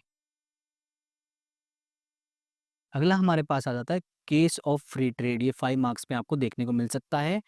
ट्रेड लिबरलाइजेशन, ये वर्ड आपको याद रखना है, यही वर्ड आपको उस क्वेश्चन में देख लेना है, ठीक है। अगर आपको पूरा क्वेश्चन समझ में नहीं आता है तो आपको ये टॉपिक, ये जो वर्ड लिखा है, ये कीवर्ड यहाँ पे लिखा है ट्रेड लिबरलाइजेशन, ये ढूंढ लेना है और ये सारे के सारे पॉइंट्स चेप देने हैं जो यहाँ पे लिखे हैं। सबसे पहले देखो क्या कह रहा है, the act of opening up economies for trading is known as free trade. जब आप अपनी कंट्री को फ्री ट्रेड अलाउ कर देंगे, यानी कि दूसरी कंट्री से आप फ्रीली खरीदेंगे, दूसरी कंट्रीज आपके यहाँ फ्री आके बेचेंगे बिना किसी ट्रेड बैरियर के, तब हम उसे क्या कहेंगे, फ्री ट्रेड कहेंगे, ठीक है। This is done by bringing down trade barriers like tariffs. ठीक है, फ्री ट्रेड आप कब करेंगे, जब आप ट्रेड बैरियर्स को हटा देंगे, यानी कि बेफाक की टैक्सेस आपने लगा रखे हैं, उन्हें जब आप हटा देंगे तब हम कहेंगे कि भाई ये फ्री ट्रेड के लिए अलाउ कर दी country. Trade liberalisation allows goods and services from everywhere to compete with domestic products and services. Trade liberalisation से होता क्या है, इससे फायदा क्या है, इससे ये होता है कि अपनी कंट्री के जो गुड्स एंड सर्विसेज हैं वो बाहर की कंट्रीज से आने वाले गुड्स एंड सर्विसेज के साथ क्या करेंगे, कंपटीशन करेंगे। देखो, अगर एक कंट्री है, सपोज हमारा इंडिया है, हमारे इंडिया में कोई चीज बन रही है ए, और इंडिया ने कहा कि भाई हम लोग क्या करेंगे, सिर्फ इंडिया के अंदर जो ए प्रोडक्ट बना है इसे ही खरीदेंगे, हम दूसरी कंट्रीज से ए नहीं बनाएंगे, मंगाएंगे अपने यहाँ, ठीक है। अब जहाँ जहाँ पे भी हमारी कंट्री में जो भी इंडस्ट्रीज ए प्रोडक्ट बना रहे होंगे, इनका फायदा है, इनके मजे मजे हैं। अब ये जिस भी क्वालिटी का बनाए, जितनी मिलावट करे, इनकी मर्जी है। लेकिन जब इंडिया बाहर की कंट्रीज से भी इस प्रोडक्ट को मंगाने के लिए अलाउ कर देगा कि हम बाहर की कंट्रीज से भी ये जो ए प्रोडक्ट है इसे अपने यहाँ मंगा रहे हैं, तब इसे कंपटीशन मिलेगा। और अब क्या होगा, ये अपनी क्वालिटी को इम्प्रूव करेगा, अदरवाइज इसका जो प्रोडक्ट है मार्केट में ठप हो जाएगा, इसकी ब्रांड वैल्यू घट जाएगी।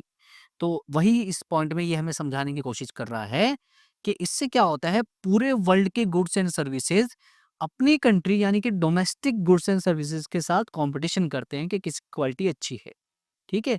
तो इससे कंज्यूमर्स का भी फायदा होता है कि उन इस कंपटीशन के चलते उन्हें ज़्यादा अच्छी क्वालिटी मिलती है और ज़्यादा अच्छे प्रोडक्ट मिलते हैं। Globalisation and free trade can harm developing economies by creating unequal competition. ठीक है, तो ये जो फ्री ट्रेड जो चल रही है अलग अलग कंट्रीज के बीच में, इसके साथ दिक्कत क्या है कि डेवलपिंग नेशंस यानी कि ऐसी कंट्रीज जो अभी भी डेवलपिंग स्टेज में है, उनके साथ कंपटीशन अनइक्वल हो जाएगा। ऐसा कैसे हो सकता है, देखो, एक कंट्री है ए, ये बहुत ज़्यादा डेवलप्ड है, और एक कंट्री है बी, ये अभी भी अंडर डेवलप्ड है। ये अपना सामान तो इनके इनके यहाँ बहुत धड़ाधड़ बेच रही है, ठीक है, क्योंकि ये पावरफुल नेशन है, पावरफुल कंट्री है। और ये जो कंट्री है बी, इसके सामान को खरीदने से मना कर रही है कि भाई हम नहीं खरीदेंगे अपने यहाँ। तो इस तरीके से क्या होता है, डेवलपिंग इकोनॉमीज को, डेवलपिंग कंट्रीज को नुकसान उठाना पड़ता है, ठीक है। आगे कह रहा है, पावरफुल नेशंस और ऑर्गेनाइजेशंस में impose unfavourable conditions that disadvantage developing countries. ऐसी कंट्रीज जो पहले से ही पावरफुल हैं, यूएसए, इंग्लैंड या यूरोपियन कंट्रीज, ऐसी कंट्रीज जो ट्रेड में पहले से ही पावरफुल है, ये क्या करती हैं, फायदा उठाती हैं। कैसे फायदा उठाएंगी, ये जबरदस्ती की अनफेवरेबल कंडीशन लगा देंगी, जबरदस्ती की शर्तें लगा देंगी कि आप हमारे यहाँ ये बेच सकते हैं, आप हमारे यहाँ इतने टैरिफ पे सामान बेच सकते हैं। जैसे कि आजकल आप देख रहे होंगे, अमेरिका ने क्या कर रखा है, अमेरिका ने क्या कर रखा है, इंडिया पे ट्रेड बैरियर्स बढ़ा दिए हैं, ठीक है, टैरिफ बढ़ा दिए। आगे कह रहा है, advance transport and communication systems enable goods and services to move quickly and over long distances. क्योंकि ट्रांसपोर्ट अब एडवांस हो गया है, कम्युनिकेशन टेक्नोलॉजी अब एडवांस हो गई है, तो इससे गुड्स एंड सर्विसेज बहुत दूर दूर तक बहुत जल्दी पहुंच सकते हैं। Free trade should not only let rich countries enter the markets. Free trade का मतलब ये नहीं कि जो सिर्फ रिच कंट्रीज हैं वही मार्केट को कंट्रोल कर ले। But allow the developed countries to keep their own markets protected from foreign products. लेकिन इससे क्या होना चाहिए कि जो डेवलप्ड कंट्रीज हैं ये अपने मार्केट को दूसरी कंट्रीज के प्रोडक्ट से बचा के भी रखें। फिर से समझो ऐसे, ठीक है, अगर फ्री ट्रेड का मतलब ये नहीं कि जो डोमेस्टिक जो इंडस्ट्रियलिस्ट हैं, जो इंडिया की अपनी इंडस्ट्रीज हैं वो घाटे में चले जाएं। इसका ये मतलब नहीं होना चाहिए कि बाहर की कंट्रीज हमारे यहाँ धड़ाधड़ आके सामान बेच रही हैं लेकिन इंडिया की जो इंडस्ट्रीज हैं उन्हें नुकसान होता जा रहा है। तो ऐसा भी नहीं होना चाहिए। सबसे पहले हमें अपने जो प्रोडक्ट है, अपना जो मार्केट है उसे बचा के रखना चाहिए, ठीक है, to keep their own market protected. आगे कह रहा है countries also need to be cautious about dumped goods. अब ये डम्प्ड गुड्स का मतलब क्या हो गया, डंपिंग का मतलब क्या हो गया? डंपिंग का मतलब ये है कि जब कोई कंट्री, एक कंट्री है ए और ये कंट्री है बी, ये अपना सामान कंट्री बी को बहुत सस्ते में बेच रही है, बहुत ज़्यादा सस्ते में बेच रही है। अब इससे क्या होगा, ये जो कंट्री बी है इसे ये सामान सस्ता पड़ रहा है, ये इसी से खरीदेगी और ये इस कंट्री के पूरे मार्केट को कंट्रोल कर लेगी। इसे हम बोलते हैं डंपिंग। आने वाले टाइम में ये अपने प्रोडक्ट की मांग भी बढ़ा देगी, क्योंकि मांग बढ़ जाएगी तो उसके प्राइसेस भी बढ़ जाएंगे, तो ये पूरे मार्केट को कैप्चर कर लेगी, कंट्रोल कर लेगी। इसे हम बोलेंगे डंपिंग। अब यही कंट्री ये सेम सामान दूसरी कंट्री को बहुत महंगा बेचती है, लेकिन इस कंट्री को सस्ता बेचती है, इसे हम क्या बोलेंगे, डंपिंग बोलेंगे। देखो बुक में क्या डेफिनेशन दी है, the practice of selling a commodity in two countries, एक सामान को दो अलग अलग कंट्रीज में बेचना, at a price that differs for reasons, एक ऐसे प्राइस पे जो दोनों कंट्रीज में अलग अलग है, ठीक है। किसी सामान को दो अलग अलग कंट्रीज में दो अलग अलग रेट पे बेचना, इसे हम क्या कहेंगे, डंपिंग कहेंगे, ठीक है। मैंने इसकी सिंपल डेफिनेशन भी लिख दी है आपके लिए। Sometimes foreign companies sell their product at very low prices, कई कंट्रीज क्या करती हैं, अपने प्रोडक्ट को अब बहुत लो प्राइसेस पे बहुत सस्ते में बेचेंगी। Often lower than the cost of production, कई बार तो ऐसा होता है कि प्रोडक्शन से भी कम दाम में बेच देंगे, यानी कि नुकसान में बेच देंगे।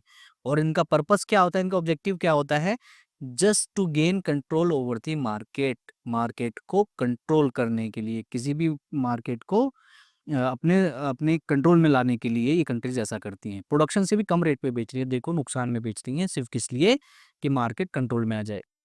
2014 में जियो ने सबको कह दिया कि फ्री नेट चलाओ, फ्री 4G चलाओ, और उसने साल 2 साल तक जारी रखा, चालू रखा, और उसके बाद अपना मार्केट कैप्चर कर लिया इंडिया का। एक ऐसे केस स्टडी हमारे पास दी हुई है, panel to study anti dumping duty on shrimp. Dumping मैंने आपको बता दिया, जब सस्ते में सामान बेचा जाएगा, और क्यों बेचा जाएगा, सिर्फ मार्केट को कंट्रोल करने के लिए बेचा जाएगा। देखो क्या कह रहा है, the US impose anti dumping duty on shrimp import from India and the other countries in 2004। US ने बाहर की कंट्रीज से आने वाले श्रिम्प पे, श्रिम्प क्या होता है, ये झींगा, ठीक है, बाहर की कंट्रीज से आने वाले श्रिम्प पे क्या कर दिया था, एंटी डंपिंग ड्यूटी लगा दी थी कि भाई आप हमारे यहाँ बहुत सस्ते में बेच रहे हैं, कुछ ज्यादा ही सस्ते में बेच रहे हैं, ठीक है। तो इसने क्या किया, अपने यहाँ टैक्स बढ़ा दिया उस चीज पे। This duty aim to prevent selling shrimp at unfairly low prices in the US market. बहुत सस्ते में सामान बेचा जा रहा था, तो यूएसए को लगा कि भाई कुछ तो गड़बड़ चल रही है, ठीक है। इंडिया भी यहाँ से श्रिम्प भेज रहा था, ठीक है, और बाकी कंट्रीज भी भेज रही थी, ठीक है। The move hurt India shrimp export as the US is its second largest marine product buyer. इससे इंडिया के मार्केट को बहुत ज़्यादा नुकसान हुआ। इंडिया जो श्रिम्प एक्सपोर्ट कर रहा था अमेरिका को, इंडिया को बहुत ज़्यादा नुकसान हुआ। क्यों? क्योंकि इंडिया वर्ल्ड का सेकंड लार्जेस्ट बायर है, जो इंडिया से मरीन प्रोडक्ट खरीद रहा है, यानी कि सी फूड वगैरह या जो ओशन से जो भी प्रोडक्ट बन रहे हैं वो सब खरीदने में इंडिया, इंडिया का जो सेकंड लार्जेस्ट बायर है वो कौन है, यूएसए। तो इस ये जो ड्यूटी अमेरिका ने लगाई, एंटी डंपिंग ड्यूटी लगाई, इससे इंडिया को नुकसान हुआ, इंडिया के मार्केट को नुकसान हुआ। India and Thailand complain the World Trade Organization. India और थाईलैंड ने क्या किया, वर्ल्ड ट्रेड ऑर्गेनाइजेशन को कंप्लेन कर दे कि भाई साहब अमेरिका हम पे जबरदस्ती झूठे झूठे आरोप लगा रहा है और हमसे श्रिम्प नहीं खरीद रहा, और श्रिम्प खरीद रहा है तो जबरदस्ती के टैक्स लगा दिए। इससे क्या हुआ, हमारा प्रोडक्ट की डिमांड ही खत्म हो गई। WTO set up a panel to study the fairness of the US duty and custom rules. WTO ने एक पैनल बनाया, एक पैनल सेटअप किया, अलग अलग लोगों को बिठाया कि भाई जांच करो कि क्या चल रहा है, क्या दिक्कत है दोनों कंट्रीज के बीच में, ठीक है। तो ये है केस स्टडी जो आपकी बुक में दी हुई है। अगला हमारे पास टॉपिक आ जाता है WTO के फीचर्स और फंक्शंस। बहुत इंपॉर्टेंट टॉपिक है WTO, ठीक है। इसके फंक्शन अगर फीचर्स पूछेगा तो ये 5 मार्क्स में भी पूछ सकता है और 3 मार्क्स में भी पूछ सकता है, ये अलग-अलग पूछेगा आपको। ठीक है, डब्ल्यूटीओ की और भी हेडिंग आएँगी, वो मैं आपको बताता चलूँगा कि कितने-कितने मार्क्स में आ सकती हैं। तो फीचर्स और फंक्शन अगर आपसे पूछेगा तो 3 या 5 मार्क्स में दोनों में आपसे पूछ सकता है। तो आपको ये पॉइंट्स वहाँ पे लिख देने हैं। देखो क्या कह रहा है, in 1948 to liberalise the world from high custom tariffs and various restrictions, general agreement for tariff and trade was found by some countries. अभी हमने ये पढ़ा था कि जब वर्ल्ड वॉर फर्स्ट और सेकंड हुई थी, तो अलग-अलग कंट्रीज़ ने क्या किया था, अपने यहाँ पे इम्पोर्ट ड्यूटीज़ लगा दी थी, टैरिफ लगा दिए थे कि हम दूसरी कंट्री से सामान नहीं खरीदेंगे, ठीक है? तो ये जो पूरे वर्ल्ड में जो टैरिफ लगे हुए थे, ये जो रिस्ट्रिक्शंस लगे हुए थे, इन्हें हटाने के लिए कुछ कंट्रीज़ ने मिलके एक एग्रीमेंट पे साइन किया जिसका नाम था general agreement for tariff and trade, ठीक है? और ये कब हुआ साइन? इन 1948। आगे चल के इन 1994 member countries decided to create a permanent body to promote free and fair trade among nations। ठीक है, जितनी भी मेंबर कंट्रीज थी इस गेट की, यानी कि general agreement for tariff and trade, इसकी जितनी भी मेंबर कंट्रीज थी, उन्होंने ये डिसाइड किया कि एक परमानेंट बॉडी बनाते हैं, एक परमानेंट ऑर्गेनाइजेशन बनाते हैं जो पूरे वर्ल्ड में फ्री एंड फेयर ट्रेड को प्रमोट करेगी। From 1 January 1995 GATT was replaced by the WTO यानी कि वर्ल्ड ट्रेड ऑर्गेनाइजेशन। 1995 में इसी गेट का नाम बदल करके क्या कर दिया गया? वर्ल्ड ट्रेड ऑर्गेनाइजेशन कर दिया गया और ये अब एक परमानेंट बॉडी बन गई। अब डब्ल्यूटीओ का काम क्या है? इसका ऑब्जेक्टिव क्या है? It deals with the global rules of trade between Nations. पूरे वर्ल्ड में जिन जिन कंट्रीज के बीच में ट्रेड चल रही है, जो भी नेशंस ट्रेड कर रहे हैं, ये उनके लिए रूल्स बनाता है। ठीक है, अलग-अलग कंट्रीज़ के बीच में, यानी कि इंटरनेशनल ट्रेड में जितने भी रूल्स जो बना रहा है वो कौन बनाता है? डब्ल्यूटीओ बनाता है। ये आपको एमसीक्यूज़ के लिए याद रखना है कि डब्ल्यूटीओ का ऑब्जेक्टिव क्या है, ठीक है? तो ये ट्रेड के लिए रूल्स बनाता है। It set the rule for the global trading system, पूरे वर्ल्ड का जो ट्रेडिंग सिस्टम है उसके लिए रूल बनाएगा। And resolves disputes between its member nation, जो भी इसके मेंबर नेशंस होंगे, जिसने भी डब्ल्यूटीओ के एग्रीमेंट पे साइन किया होगा, अगर उनके बीच में कोई भी डिस्प्यूट हो जाता है, कोई भी विवाद हो जाता है, तो उसे रिजॉल्व भी यही करेगा। आगे कह रहा है WTO also regulates trade in services like telecommunication, banking and intellectual property rights. ये सिर्फ गुड्स की, जो गुड्स की ट्रेड है, ये सिर्फ उसे ही रेगुलेट नहीं कर रहा, ये सर्विसेज की ट्रेड को भी रेगुलेट कर रहा है, जैसे टेलीकम्युनिकेशन हो गया, बैंकिंग हो गया या इंटेलेक्चुअल प्रॉपर्टी राइट्स हो गया। ठीक है, ये आपको याद रखना है कि ये सिर्फ गुड्स की ट्रेड को रेगुलेट नहीं कर रहा है, सर्विसेज की ट्रेड को भी रेगुलेट कर रहा है। अब ये जो डब्ल्यूटीओ है, इसकी बुराई करती हैं कंट्रीज़, खासकर जो डेवलपिंग कंट्रीज़ है ना, वो इसे बहुत क्रिटिसाइज़ करती है, इसे बहुत बुराई करती है, बहुत गालियाँ देती है इसे। अब ऐसा क्यों हो रहा है? क्यों डब्ल्यूटीओ को इतनी गालियाँ पड़ रही है? देख लेते हैं।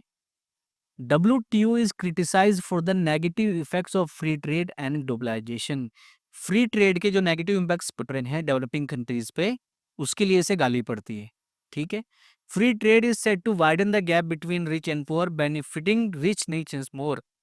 फ्री ट्रेड की वजह से जो रिच कंट्रीज हैं वो और ज़्यादा रिच होती जा रही हैं और जो पोर कंट्रीज हैं वो और ज़्यादा बोर होती जा रही हैं। ऐसा क्यों हो रहा है? मैंने अभी भी बताया था, रिच कंट्रीज क्या कर रही हैं, तो ये पूरे वर्ल्ड को अपना सामान एक्सपोर्ट कर रही है और पूरे वर्ल्ड से अपने यहाँ इंपोर्ट कर रही हैं।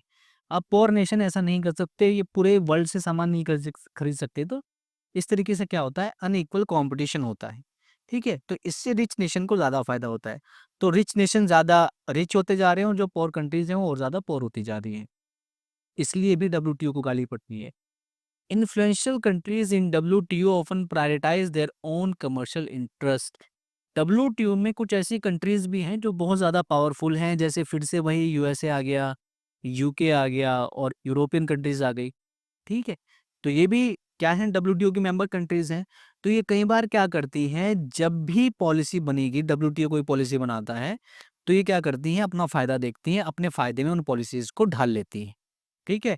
तो डेवलपिंग कंट्रीज़ का ये ब्लेम है, ये ब्लेम लगाया गया है डब्ल्यूटीओ पे कि भई ये क्या करता है, पावरफुल कंट्रीज़ को ज़्यादा प्रायोरिटाइज़ करता है, उन्हें ज़्यादा सपोर्ट करता है, उनके फ़ेवर में पॉलिसी ज़्यादा बनाता है। आगे कह रहा है many developed nations have not fully open their markets to goods from developing countries. अभी जो डेवलप्ड कंट्रीज़ हैं, जो रिच कंट्रीज़ हैं, ये क्या कर रही हैं, ये बहुत बड़ा गेम खेल रही हैं। इन्होंने क्या किया कि जो डेवलपिंग कंट्रीज से आने वाला जो सामान है, डेवलपिंग कंट्रीज से आने वाले जो गुड्स एंड सर्विसेज हैं, उनके लिए अपने मार्केट को पूरी तरीके से ओपन नहीं किया है अभी तक। इन्होंने ज़बरदस्ती के टैरिफ लगा रखे हैं, और जबकि ये क्या चाह रहे हैं कि जो डेवलपिंग कंट्रीज हमसे जब सामान खरीदेंगी, तो वो बिना किसी टैरिफ के, बिना किसी बैरियर के खरीदें। बल्कि हम, और दूसरी तरफ हम क्या कर रहे हैं, उन पे ज़बरदस्ती का टैक्स लगाए जा रहे हैं। ठीक है, तो इस तरीके का खेल चल रहा है। Issues like health, worker rights, child labour and environment are often ignored. Health, worker rights, ये कुछ ऐसे इश्यूज हैं जिन्हें इग्नोर किया जाता है जब वर्ल्ड ट्रेड की बात आती है। वर्ल्ड ट्रेड ऑर्गेनाइजेशन इन सबको क्या करता है, इग्नोर करता हुआ चलता है। आगे एक बॉक्स दिया होगा, डू यू नो, ये आपको एमसीक्यूज के लिए भी याद रखना है, और ये आपको डब्ल्यूटीओ के जब फीचर्स आपसे पूछेगा तो वहां पे भी आप लिख सकते हैं। डब्ल्यूटीओ का हेडक्वार्टर कहाँ पे है? जेनेवा, स्विट्जरलैंड में है। इसमें 166 कंट्रीज मेंबर हैं इन 2024। ठीक है, 2024 के एंड में इसमें टोटल कितनी कंट्रीज मेंबर्स थी? 166 कंट्रीज थी। India has been one of the founder member of WTO.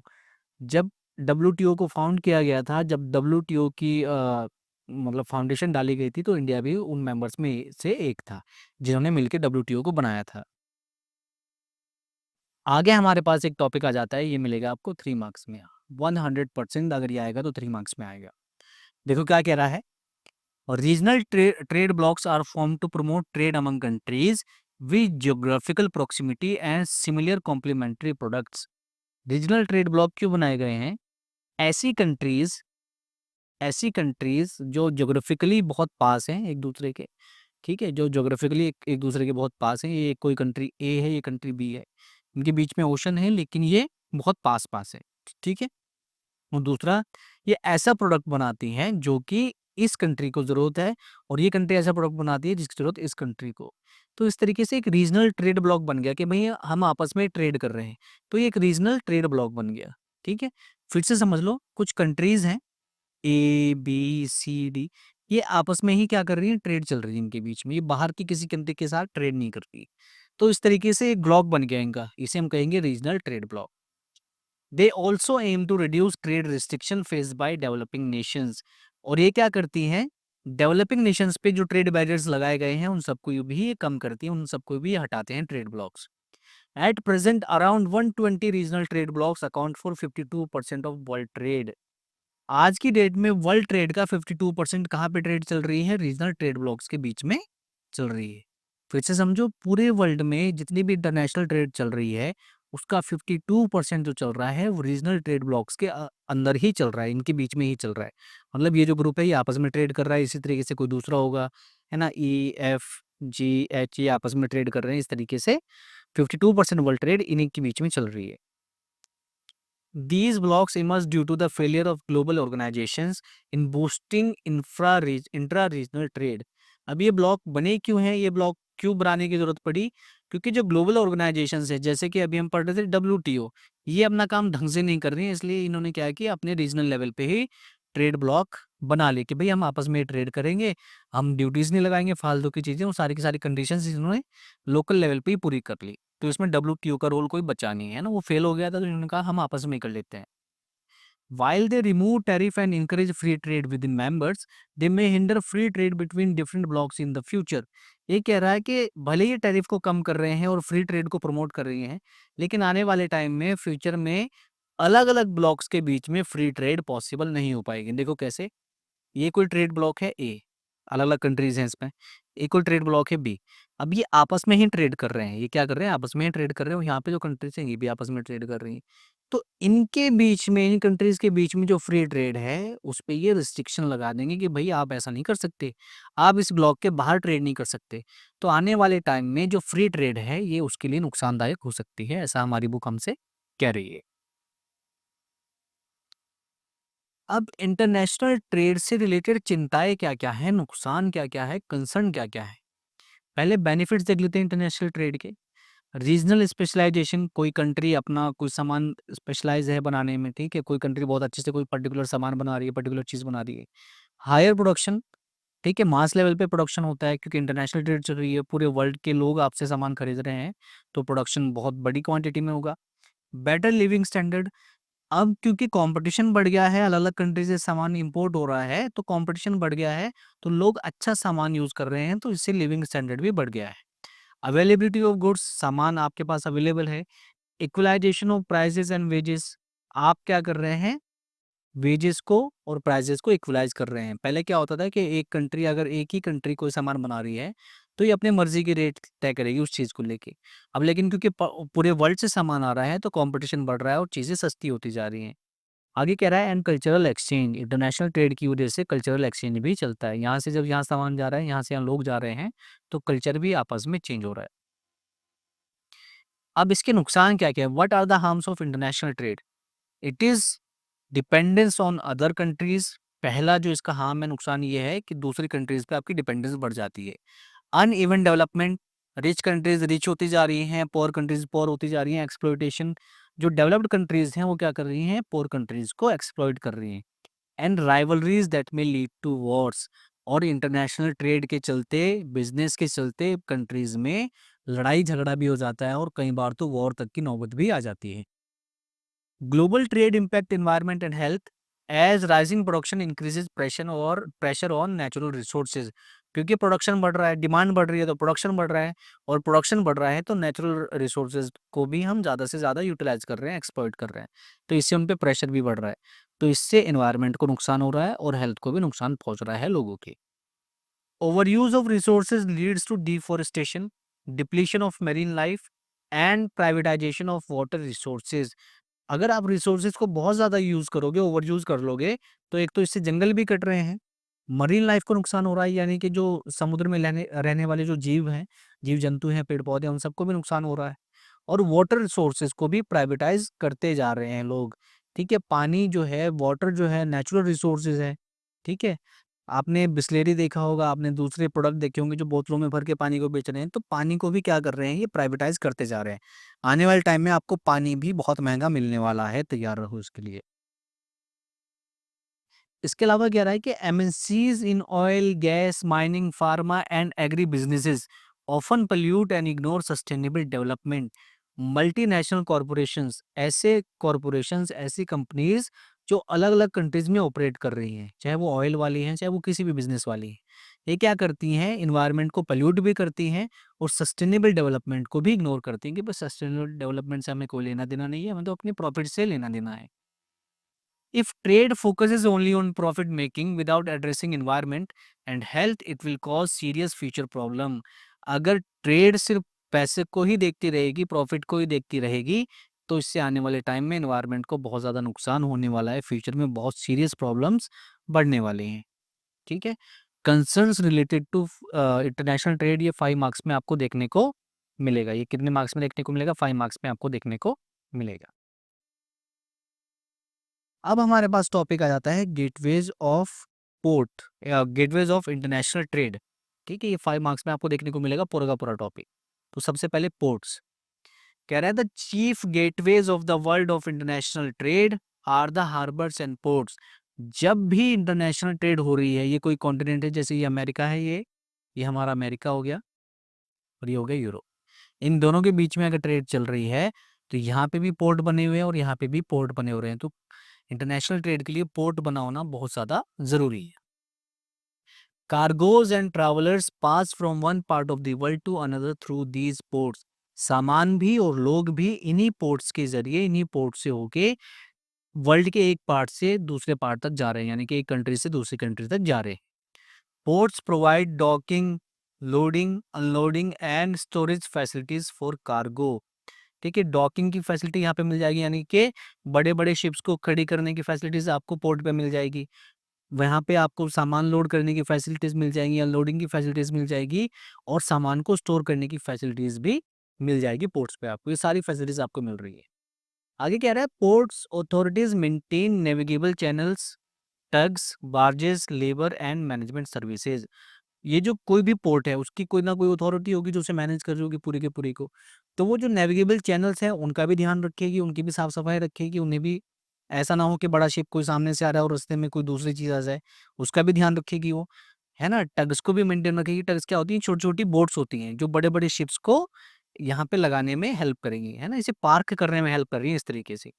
Barges होते हैं, बार्जेस क्या होते हैं, फ्लैट बॉटम्ड शिप्स होते हैं, फ्लैट बॉटम शिप्स होते हैं, उन्हें हम क्या बोलते हैं, बार्जेस बोलते हैं। लेबर, पोर्ट्स पे आपको लेबर भी मिल जाएगी और मैनेजमेंट सर्विसेज भी मिल जाएगी, जो सारी चीज़ों को ध्यान रखेगी। अब ports importance is judged by the size of cargo and number of ships handle. कोई भी पोर्ट कितना इंपॉर्टेंट है ये डिपेंड करता है, ये हम जज करते हैं दो चीज़ों से। एक तो ये कि कितना कार्गो हैंडल कर रहा है, यानी कि कितना सामान ये हैंडल कर रहा है, और दूसरी चीज़ ये कि यहाँ पे डेली कितने शिप्स ये हैंडल कर पा रहा है, ठीक है, कितनी ज़्यादा से ज़्यादा शिप्स को हैंडल कर पाता है। इन दो चीज़ों से हम डिसाइड करते हैं कि कोई भी पोर्ट कितना ज़्यादा इंपॉर्टेंट है। आगे कह रहा था quantity of cargo handled shows the level of development of its hinterland. ठीक है, ये कह रहा है कि कोई भी पोर्ट कितना कार्गो हैंडल कर पा रहा है, इससे ये पता चलता है कि जिस भी कंट्री में ये पोर्ट बना हुआ है वो कितनी डेवलपमेंट है, वो वहाँ पे कितनी डेवलपमेंट है, इससे ये पता चलता है। ठीक है, ये पॉइंट फिर से समझो कि कोई भी पोर्ट कितना सामान हैंडल कर पा रहा है, इससे आप आइडिया लगा सकते हैं कि जिस कंट्री में ये पोर्ट है, जिस एरिया में ये पोर्ट है, वो कितना डेवलप्ड है। अगला हमारे पास टॉपिक आ जाता है टाइप्स ऑफ पोर्ट्स 5 मार्क्स में। देखो क्या कह रहा है, ports classified according to the types of traffic which they handle.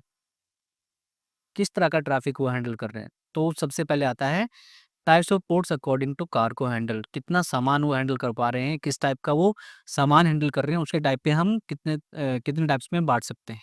ठीक है, सबसे पहले आता है इंडस्ट्रियल पोर्ट। ऐसे पोर्ट जो कि इंडस्ट्रियल हैं, ये क्या होते हैं, देखो, these ports specialize in bulk cargo like grain, sugar और oil, chemicals and similar materials।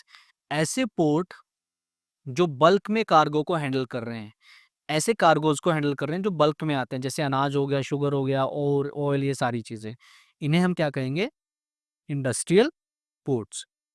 Second आ जाता है हमारे पास कमर्शियल पोर्ट। कमर्शियल पोर्ट क्या होते हैं, these port handle general cargo. ऐसे पोर्ट्स जो जनरल कार्गो को हैंडल करेंगे उन्हें हम क्या कहेंगे, कमर्शियल पोर्ट्स कहेंगे। जैसे package products, manufactured goods, these ports also handle passenger traffic. ये कमर्शियल चीज़ों को तो हैंडल कर ही रहे हैं, जैसे जो मैन्युफैक्चर्ड गुड्स है, जो कंज्यूमर गुड है, उसे तो हैंडल कर ही रहे हैं, उसके साथ साथ ये पैसेंजर्स को भी, यानी कि लोगों को भी हैंडल कर रहे हैं। इन्हें हम क्या कहेंगे, कमर्शियल पोर्ट्स कहेंगे। इसके अलावा आ जाते हैं हमारे पास कॉम्प्रिहेंसिव पोर्ट्स।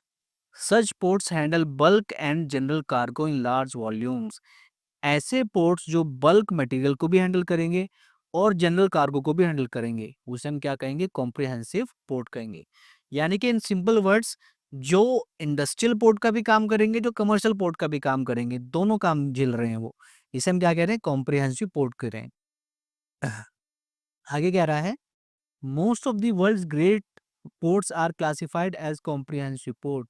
वर्ल्ड में जितने भी ग्रेट पोर्ट्स हैं, जो बड़े बड़े पोर्ट्स हैं, वो क्या है, किस कैटेगरी में आते हैं, वो कॉम्प्रिहेंसिव पोर्ट में आते हैं। अच्छा, बार्ज ये होता है, मैंने अभी भी आपको बताया था बार्ज क्या होता है, ये फ्लैट बॉटम्ड शिप्स होते हैं, इन्हें हम क्या बोलते हैं, बार्ज बोलते हैं।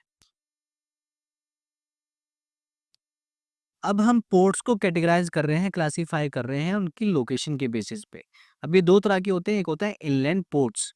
ठीक है, इनलैंड पोर्ट्स का मतलब ये होता है कि सपोज यहाँ पे समझो ये ओशन है, ठीक है, और ये कोई लैंड है, ठीक है।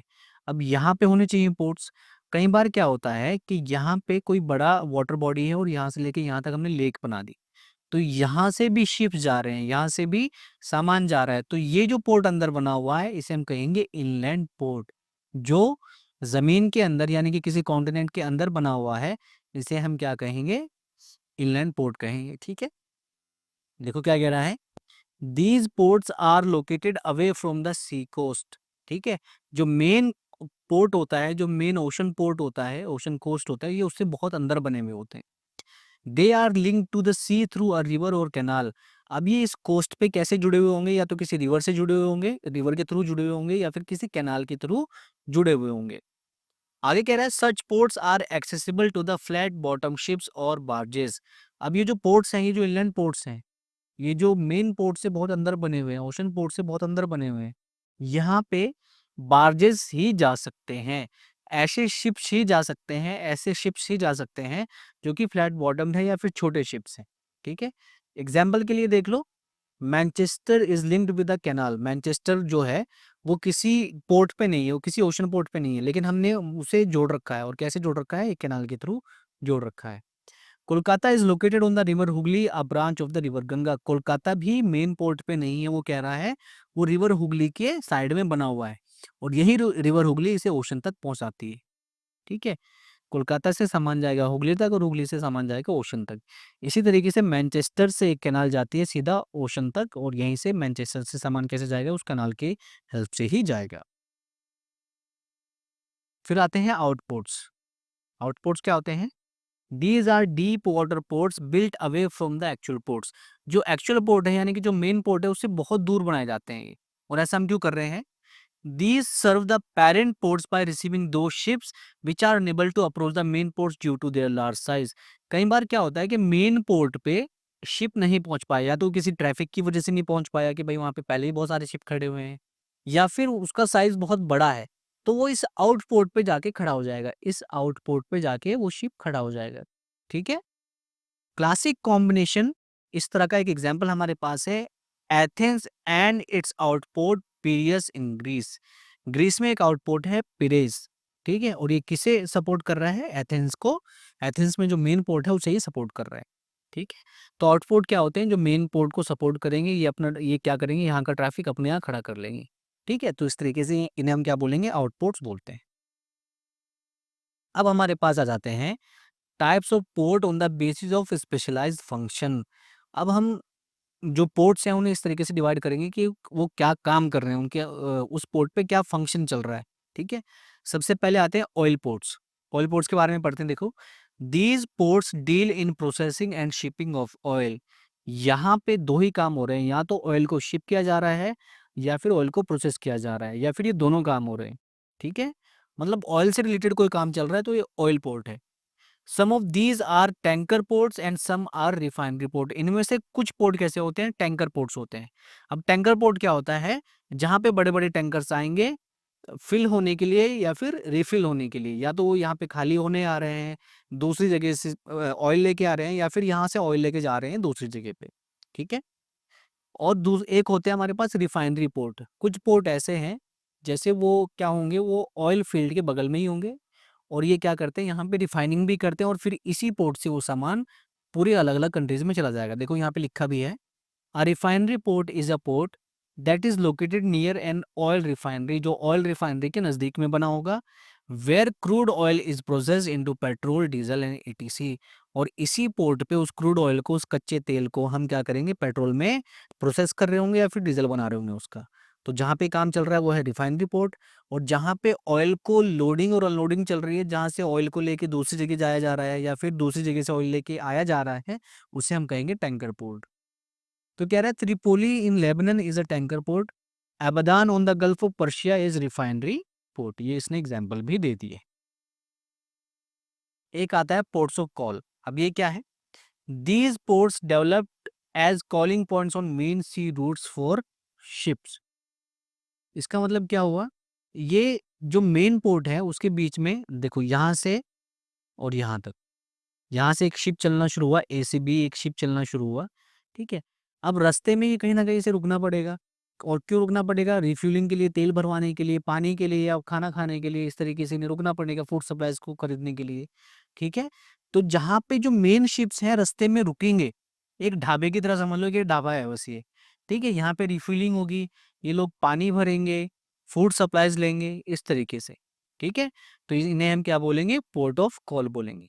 जैसे कि ओवर टाइम दे ग्रू इनटू कमर्शियल पोर्ट। आने वाले टाइम में, ठीक है, धीरे-धीरे करके ये कमर्शियल क्रॉप भी कमर्शियल पोर्ट्स भी बन जाते हैं। एग्जाम्पल क्या-क्या है? एडन है, होनोलुलु है और सिंगापुर है। ये क्या है? पोर्ट्स ऑफ कॉल है। यानी कि आते-जाते शिप इन तीनों जगह पे रुकते हैं, ये ढाबों की तरह हैं। यहाँ पे वो रिफ्यूल करवाएँगे अपने शिप को, यहाँ से वो पानी भरेंगे, यहाँ पे वो खाना खाएँगे, फूड सप्लाईज़ यहाँ से खरीदेंगे। ठीक है, ओशन वाटर पी सकते हैं, हम सबको पता है वो नुकसानदायक होता है। ठीक है? इसी तरीके से आते हैं पैकेट स्टेशन, यानी कि फेरी पोर्ट्स। ये होती है फेरी, ये आपने इंडियन मूवीज में भी देखी होगी, बॉलीवुड मूवीज में भी देखी होगी। जैसे ये बीच में कोई रिवर है, ये बीच में कोई रिवर है, और ये बहुत इसकी विड्थ बहुत ज़्यादा है, इसकी चौड़ाई बहुत ज़्यादा है। ये कोई लेक भी हो सकती है, कोई रिवर भी हो सकती है, कुछ भी हो सकता है। तो यहाँ पे कोई गाँव बना हुआ है, यहाँ पे मेन शहर है, यहाँ से इस गाँव से लोग शहर में नौकरी करने जा रहे हैं, तो क्या करते हैं, यहाँ तक आते हैं अपनी बाइक लेके और उस फेरी पे अपनी बाइक को लेके चढ़ जाते हैं। ठीक है? यहाँ पे आप देख भी रहे होंगे। ठीक है? ये इन्हें रिवर पार करा देती है, एक तरीके से बस की तरह है, लोकल बस जो चलती है ना, ठीक है? लोगों को इस किनारे से इस किनारे तक छोड़ रही है, इस किनारे से इस किनारे तक छोड़ रही है। इन्हें हम बोलते हैं फेरीज़। देखो क्या कह रहा है?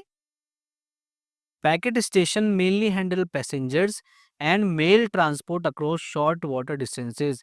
बीच में अगर कोई छोटी सी वाटर बॉडी है, कोई नदी है, कोई लेक है, कोई कैनाल है, उसे पार करवाने के लिए इनका यूज होता है पैकेट स्टेशंस का। ठीक है? ये एक तरीके से बस अड्डा है, यहाँ पे छोटी छोटी फेरीज आके खड़ी हो जाती है, ये जो फेरीज है। ठीक है? They usually occur in pairs facing each other across a water body. अब सीधी सी बात है, अगर ये बीच में, ठीक है, ये बीच में यहाँ पे एक फेरी खड़ी हुई है, यहाँ पे भी बनेंगी, तो दोनों तरफ क्या बने होंगे, पैकेट स्टेशंस बने होंगे, बस अड्डा बना होगा दोनों तरफ, इस तरीके से समझ लो, फेरी अड्डा बना हुआ होगा। ठीक है? They usually occur in pairs, दोनों तरफ बने हुए होंगे। Example, Dover in England and Calais in France across the English Channel. English Channel को पार करने के लिए, ठीक है, डोवर इंग्लैंड से एक फेरी चलती है और जो फ्रांस तक जाती है। ठीक है? आपको ये भी यहाँ से पता चल गया कि इंग्लिश चैनल कौन सी दो कंट्रीज के बीच में है, इंग्लैंड और फ्रांस के बीच में है। आगे आता है एंट्रीपोर्ट पोर्ट्स। अब ये क्या है? These are collection centre where the goods are brought from different countries for export. अलग अलग कंट्रीज से, अलग अलग कंट्रीज से एक जगह सामान लाया जाता है। ठीक है? एक पोर्ट पे सामान लाया जाता है और इसी पोर्ट से फिर वो पूरे वर्ल्ड में भेजा जाएगा। इसी पोर्ट को हम क्या कहेंगे? एंट्रीपोर्ट पोर्ट कहेंगे। ठीक है? दीज आर कलेक्शन सेंटर्स, यहाँ पे सामान आके इकट्ठा हो जाएगा, कलेक्ट हो जाएगा और फिर यहीं से पूरी वर्ल्ड की कंट्रीज में भेजा जाएगा। Singapore is an entrepot for Asia, Rotterdam for Europe and Copenhagen for the Baltic region. ठीक है? सिंगापुर जो है एशियन कंट्रीज के लिए एक एंट्रीपोर्ट का काम कर रहा है, यानी कि एशिया में जितनी भी कंट्रीज हैं, ज़्यादातर कंट्रीज सिंगापुर में अपना सामान भेजेंगी और यहाँ से फिर वो पूरी वर्ल्ड की कंट्रीज में एक्सपोर्ट होगा। यूरोप का सामान रोटरडैम पे इकट्ठा होता है, यूरोपियन कंट्रीज का सामान, सबका नहीं लेकिन ज़्यादातर का। और इसी तरीके से बाल्टिक रीजन का जो सामान है, बाल्टिक रीजन के जो गुड्स हैं जो पूरे वर्ल्ड में भेजे जा रहे हैं, वो कोपेनहेगन पोर्ट पे जाके इकट्ठे हो जाएंगे। लास्ट हमारे पास आता है नेवल पोर्ट्स, यानी कि नेवी पोर्ट्स। ठीक है? These are ports which have only strategic importance. यहाँ से ट्रेड नहीं चल रही है लेकिन इनकी स्ट्रेटेजिक इंपॉर्टेंस है, यहाँ पे आर्मी खड़ी हुई है। ठीक है? These ports serve warships and have repair workshop for them. ये जो है वॉरशिप यहाँ पे खड़े होते हैं और दूसरा यहाँ पे वॉरशिप्स की रिपेयरिंग चलती है।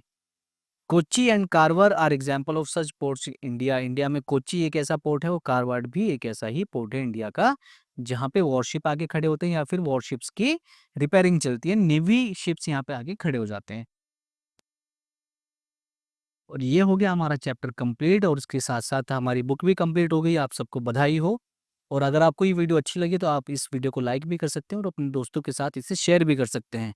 और मैं पूरी कोशिश कर रहा हूँ कि जल्दी-जल्दी वीडियोज़ अपलोड हों, लेकिन बीच में इतना बिज़ी शेड्यूल चल रहा है, लेकिन फिर भी कोशिश जारी रहेगी। और अगर आपको ये वीडियो अच्छी लगी तो आप चैनल को लाइक करें, सब्सक्राइब करें, दोस्तों के साथ शेयर करें। आप लोगों के प्री बोर्ड होने वाले हैं, सो उसके लिए sorry, all the best. Thank you everybody. जय हिंद।